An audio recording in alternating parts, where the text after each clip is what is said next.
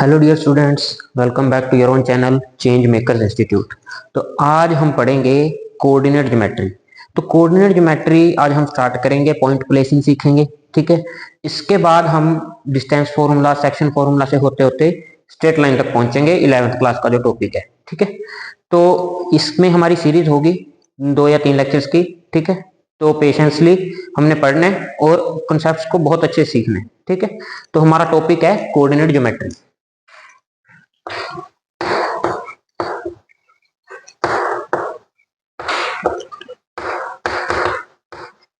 ठीक है, तो कोऑर्डिनेट ज्योमेट्री में रहे सबसे पहले हम देखते हैं, हमारे पास नंबर लाइन होती है जो हमने बेसिकली पढ़ा होता है 0 1 2 3 4 5 एंड सो।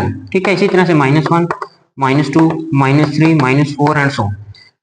अब ये जो नंबर लाइन हमने ड्रॉ करी है, this is an horizontal number line. ठीक है, this is our horizontal number line. ठीक है, सिमिलरली हमारे पास एक होती है वर्टिकल नंबर लाइन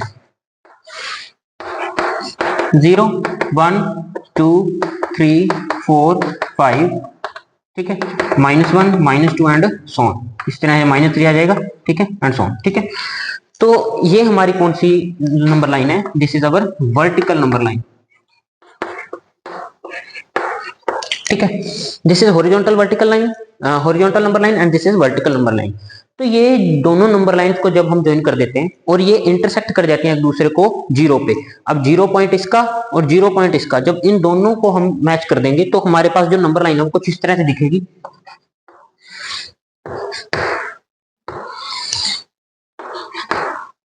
इन दोनों को क्रॉस करवा दिया, जो पॉइंट पे क्रॉस करवाया है ये हमारा O पॉइंट है। ठीक है, अब इस लिखेंगे भी इसको अच्छे से।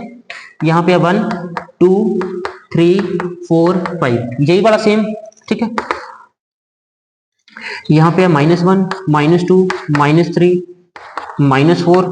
ठीक है, सिमिलरली हमारे पास है 1 2 3 4 -1 -2 -3 -4। ठीक है, तो ये हमारे पास ऐसा कुछ स्ट्रक्चर बनता है, इसको हम बोलते हैं कोऑर्डिनेट प्लेन। ठीक है, तो अगर हम इस कोऑर्डिनेट प्लेन के बारे में बात करें तो जो ये हॉरिजॉन्टल वाला है ना, हॉरिजॉन्टल वाली लाइन है, इसको हम बोलते हैं एक्स एक्सिस। और जो ये हमारी वर्टिकल वाली लाइन है इसको हम बोलते हैं वाई एक्सिस।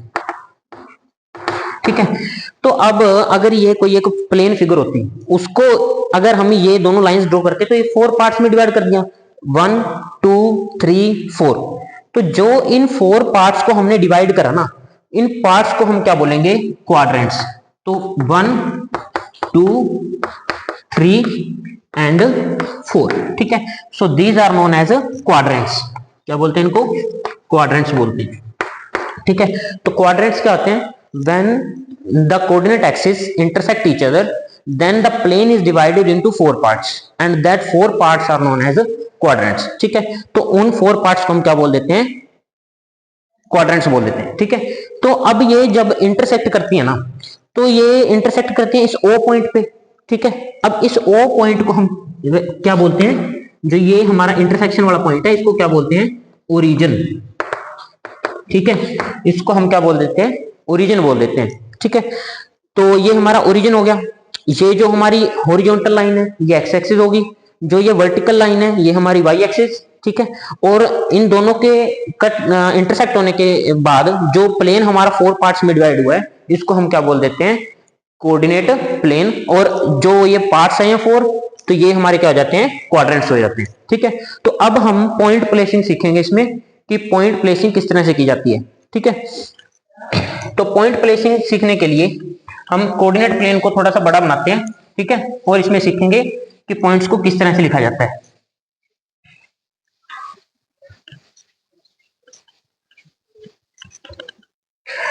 तो अब जैसे मैंने यहाँ पे प्लेन बना लिया ये,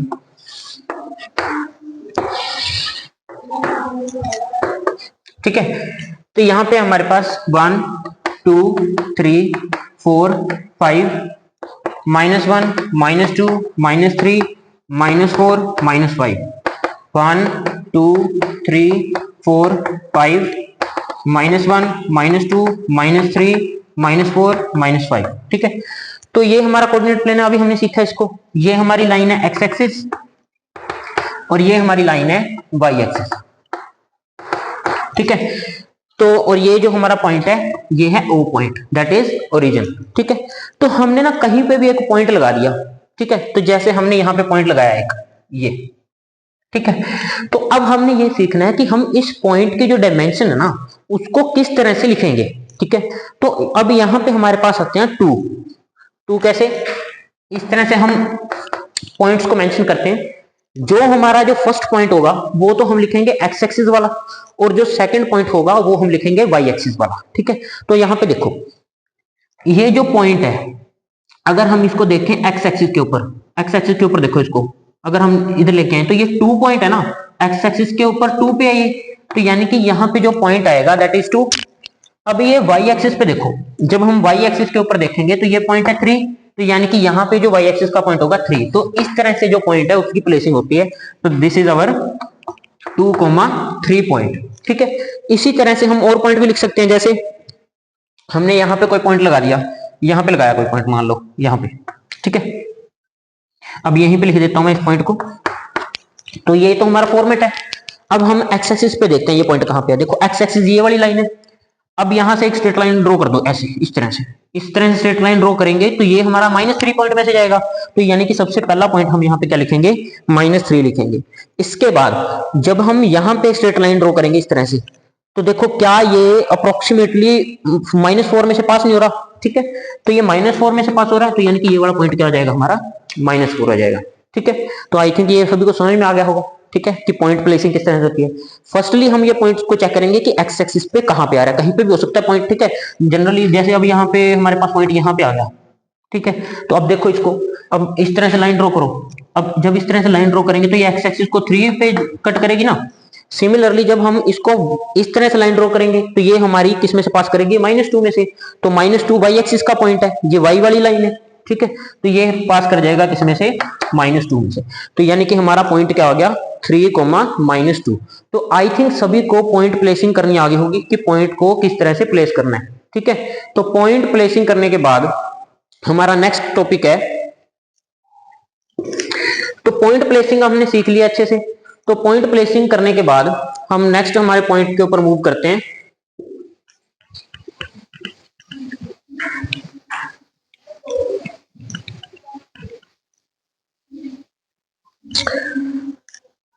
तो पॉइंट प्लेसिंग हमने सीख ली। अब हम सीखेंगे कि क्वाड्रेंट्स को कैसे देखना है। ठीक है, तो क्वाड्रेंट्स को देखना सीखते हैं हम। तो हमारा जो प्लेन है वो कुछ इस तरह से दिखता है। अब यहाँ पे जो वैल्यू है वो इस तरह से कुछ होती है, यहाँ पे माइनस वाली वैल्यूज होती है, यहाँ प्लस, यहाँ पे माइनस वाली वैल्यूज। ठीक है, तो इस तरह से कुछ होता है।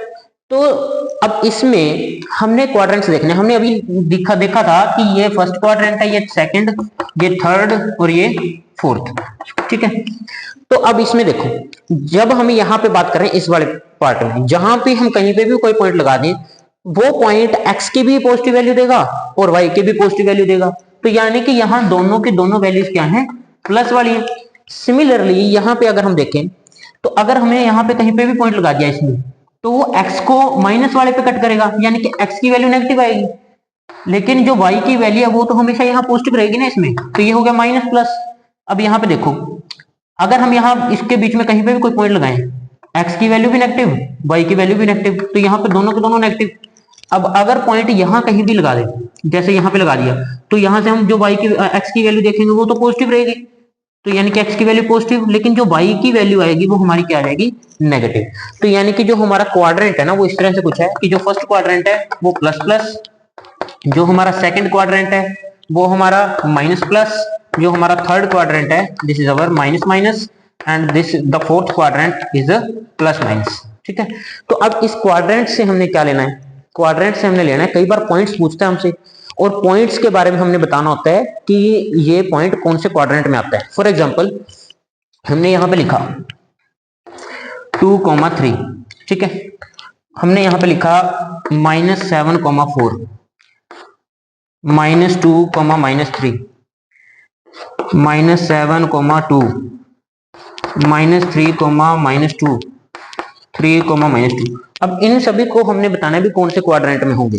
तो देखते हैं, जैसे ये वाला पॉइंट है माइनस माइनस, अब ये इसमें दोनों के दोनों पॉइंट है वो नेगेटिव है ना, ये भी नेगेटिव है और ये भी नेगेटिव है, तो दोनों पॉइंट नेगेटिव कौन से में है, यहाँ भी नेगेटिव यहाँ भी नेगेटिव, ये थर्ड क्वाड्रेंट है ना, तो यानी कि थर्ड क्वाड्रेंट का पॉइंट है। ठीक है, सिमिलरली अब यहाँ पे देखो ये प्लस में है ये माइनस में, यानी कि एक्स का पॉइंट प्लस और वाई का पॉइंट माइनस, प्लस माइनस देखो किसमें है, फोर्थ क्वाड्रेंट में, तो यानी कि ये हमारा फोर्थ क्वाड्रेंट का पॉइंट। अब यहाँ पे देखो यहां भी प्लस और यहां भी प्लस, यानी कि दोनों के दोनों प्लस वाले हैं, और दोनों के दोनों प्लस किसमें है, फर्स्ट क्वाड्रेंट में, तो ये हमारा फर्स्ट क्वाड्रेंट हो गया। अब यहाँ पे है -7, तो -7, जो 4 है वो किस में आ रहा है, जो x की वैल्यू है वो नेगेटिव और y की वैल्यू पॉजिटिव, तो माइनस प्लस देखो कहां पे है, माइनस प्लस कौन से क्वाड्रेंट में, सेकंड क्वाड्रेंट में। ठीक है, तो यानी कि ये हमारा किसमें हो जाएगा, सेकंड क्वाड्रेंट में। इसके बाद ये देखो दोनों माइनस हैं, दोनों माइनस कहां पे, थर्ड क्वाड्रेंट में। इसके बाद लास्ट हमारे पास क्या है, माइनस प्लस, और माइनस प्लस हमारा किसमें आ जाता है, देखो यहाँ पे माइनस प्लस सेकंड क्वाड्रेंट में। ठीक है, तो आई थिंक सभी को समझ में आ गया होगा कि क्वाड्रेंट्स को किस तरह से देखा जाता है। ठीक है, तो क्वाड्रेंट्स तो हमने सीख लिए, लेकिन अब यहाँ पे एक थोड़ी सी प्रॉब्लम है, हम वो प्रॉब्लम क्या है, फॉर एग्जाम्पल मैंने पॉइंट यहाँ पे इनकी बजाय ऐसे कुछ लिख दिया था, ठीक है 0,3। अब आप ये सोचोगे कि ये तो दोनों प्लस प्लस के पॉइंट है, नहीं ये दोनों प्लस प्लस के पॉइंट नहीं है, क्योंकि 0 is neither a positive number neither a negative number. ठीक है, वो ना ही एक पॉजिटिव नंबर होता है और ना ही एक नेगेटिव नंबर होता है, तो यानी कि 0 के साथ तो कोई साइन ही है ना, ना ही प्लस का साइन ना माइनस का साइन, फिर तो हम यहाँ पे क्वाड्रेंट देख ही नहीं सकते। ठीक है, तो अगर हम क्वाड्रेंट नहीं देख सकते तो हम लाइन देखेंगे कि ये जो पॉइंट है वो किस लाइन के ऊपर आ रहा है। तो अब यहाँ पे देखो 0,3, x की वैल्यू 0, अब ये लाइन है y एक्सिस वाली, इसके ऊपर कहीं पे भी पॉइंट लगा दो, कहीं पे भी, अगर हमने यहाँ पे पॉइंट लगाया तो x की वैल्यू तो यहाँ 0 ही है ना, तो x की वैल्यू y एक्सिस पे हमेशा 0 रहेगी। सिमिलरली अगर हम x एक्सिस के ऊपर कोई पॉइंट लेते हैं कहीं पे भी, वहां पे हमारी जो y की वैल्यू है वो हमेशा क्या हो जाएगी, 0 हो जाएगी, यानी कि अपोजिट में चलता है। ठीक है, अगर हम y एक्सिस के ऊपर पॉइंट लगा दें तो x की वैल्यू 0, अगर हम x एक्सिस लाइन के ऊपर पॉइंट लगा दें तो y की वैल्यू 0, बस उल्टा चलता है इन दोनों में, अपोजिट। ठीक है, तो अभी यहाँ पे क्या है 0,3, हमने ये बताना है कि ये पॉइंट कहां पे आएगा। अभी हमने क्या डिस्कस किया है कि अपोजिट चलता है, x की वैल्यू 0 है तो ये पॉइंट है वो कहां पे लाई करेगा, y एक्सिस की लाइन के ऊपर आएगा। ठीक है, तो हम क्या लिखेंगे, lies on the line y axis. ठीक है, उसके बाद देखो जैसे हमारे पास ये भी तो आ सकता है 2,0। ठीक है, अब 2,0 में देखो y की वैल्यू 0 है तो अपोजिट। ठीक है, तो अपोजिट में क्या है, x एक्सिस, तो यानी कि ये जो पॉइंट है वो कहां पे आएगा, x के ऊपर आएगा। ठीक है, तो this point lies on x axis. तो आई थिंक ये वाला टॉपिक आप सभी को समझ में आ गया होगा, जिसमें हमने आज पढ़ा कि कोऑर्डिनेट प्लेन क्या होता है। ठीक है, हॉरिजॉन्टल लाइन क्या होती है, horizontal line is known as x axis, vertical line is known as y axis. ठीक है, when these two lines intersect each others, then it divides the plane into 4 parts and that 4 parts are known as quadrants। ठीक है, वो 4 parts को हम क्या बोलते हैं, quadrants बोलते हैं। इसके बाद हमने पॉइंट प्लेसिंग सीखा।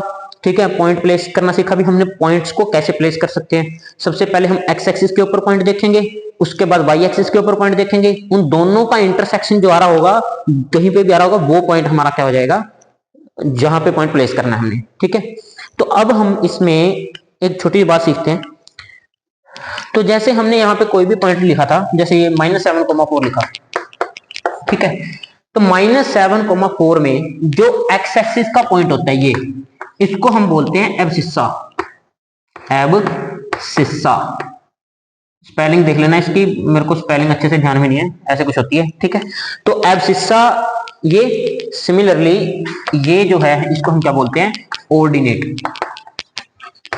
ठीक है, आई थिंक तो सही लिखा मैंने स्पेलिंग, कोई गड़बड़ वाली बात है नहीं, लेकिन हो सकता है कि यहाँ पे सी आता हो शायद, मेरे को याद नहीं है, अच्छे से देख लेना इसको। ठीक है, तो एब्सिस्सा और ऑर्डिनेट। ठीक है, तो abscissa and ordinate we have written here. ठीक है, तो x का जो पॉइंट होता है दैट इज एब्सिस्सा एंड जो y का पॉइंट होता है दैट इज ऑर्डिनेट।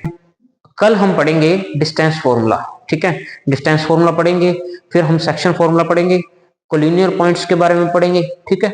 उसके बाद स्ट्रेट लाइन पे जाएंगे, ठीक है। जिसको 11th क्लास के स्ट्रेट लाइन वाले चैप्टर में प्रॉब्लम होती है ना, वो यहां से पढ़ना स्टार्ट करो कोऑर्डिनेट ज्योमेट्री से। जब आप धीरे धीरे वहां पे पहुंचोगे ना स्ट्रेट लाइन वाले चैप्टर पे, फिर आपको पता चलेगा भी कितना आसान चैप्टर है वो, ठीक है। जस्ट इक्वेशंस हैं, एक इक्वेशन पे पूरा चैप्टर निकल जाता है, ठीक है। अगर आपको स्लोप के बारे में पता हो जाए, ठीक है, इक्वेशंस के बारे में पता हो जाए, तो पूरा चैप्टर ऐसे जाता है स्ट्रेट लाइन वाला, ठीक है। तो आपने इसको अच्छे से पढ़ना है। कोई भी प्रॉब्लम आए तो कमेंट बॉक्स में लिख देना, हम उसके बारे में डिस्कस करेंगे, ठीक है। तो थैंक यू फॉर टुडे।